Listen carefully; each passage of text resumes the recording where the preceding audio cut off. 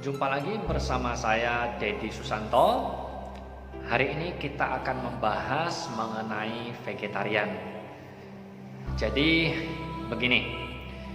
Kita itu sebagai umat Buddha, di dalam ajaran Buddha, bukan di dalam ajaran ya, di dalam perkembangan ajaran Buddha itu kita itu terbagi menjadi beberapa sekte atau beberapa mazhab atau beberapa aliran. Ya, ada aliran seperti Mahayana, mereka menjalankan tradisi vegetarian.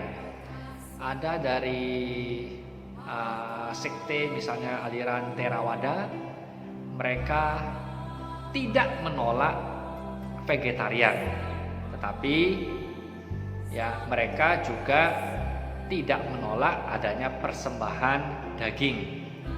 Artinya apabila diberikan makanan sayuran kepada para bikunya, mereka terima. Tapi jika diberikan persembahan daging, ya mereka juga terima.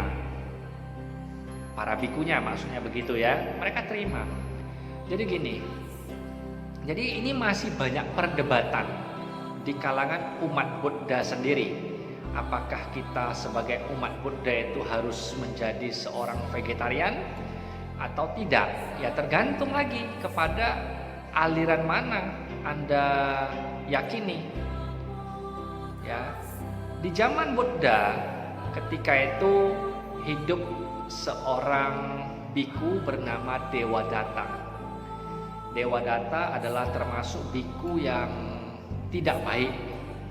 Ya, pada kehidupan Buddha masih hidup di 2600 tahun yang lalu.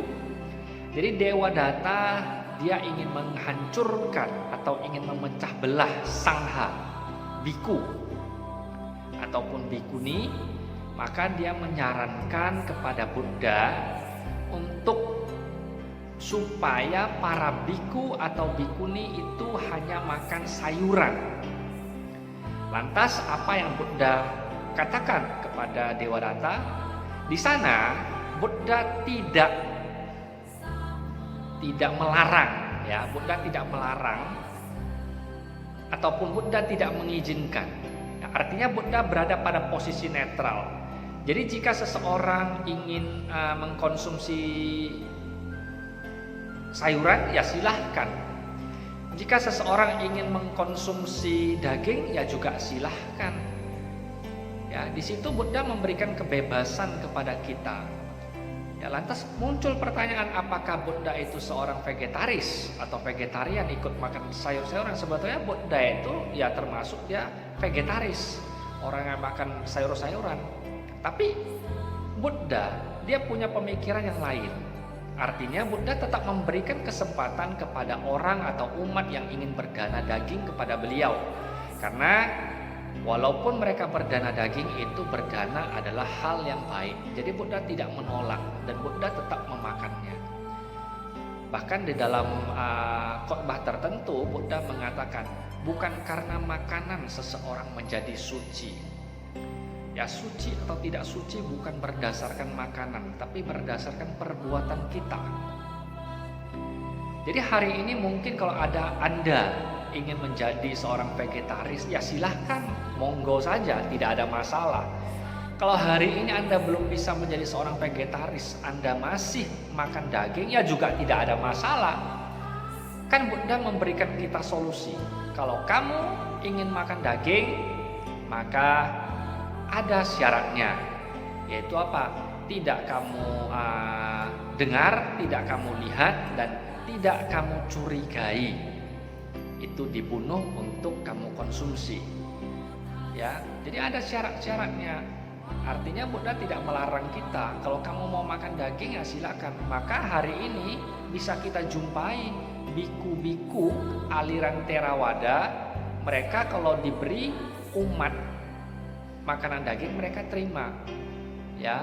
Dan sebetulnya ini juga tidak melanggar daripada ajaran Buddha. Dalam beberapa khotbah juga dikatakan seorang biku harus mudah disokong, harus mudah dilayani. Makanan apapun yang diberikan pria harus terima. Karena biku itu makan bukan untuk kesenangan mereka lagi. Biku itu makan memang untuk kesehatan mereka saja, hanya berfokus pada kesehatan mereka, bukan untuk kesenangan. Kalau kita manusia biasa kan makan untuk kesenangan, nggak enak, maka ada istilah enak dan tidak enak. Karena untuk kesenangan. Kalau biku tidak lagi, mereka makan untuk menjaga kondisi tubuh mereka tetap sehat, supaya mereka tetap bisa bersumbangsih membabarkan ajaran agama Buddha kepada kita. Ya, jadi kembali lagi kepada kita semua.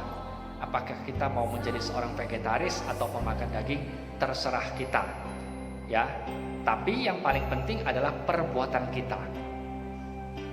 Ya, yang penting adalah perbuatan kita, karena itu adalah yang paling utama. Ya, Anda yang mau vegetarian silahkan, yang mau makan daging silahkan. Masing-masing punya dasar teorinya masing-masing, dan kita tidak pernah bisa menyalahkan ya yang manapun.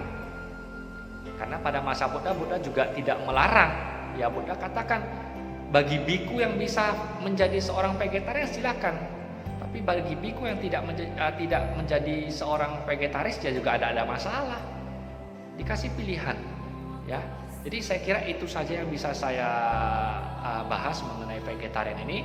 Semoga penjelasan yang singkat ini bermanfaat bagi kita semua. Ya, terima kasih.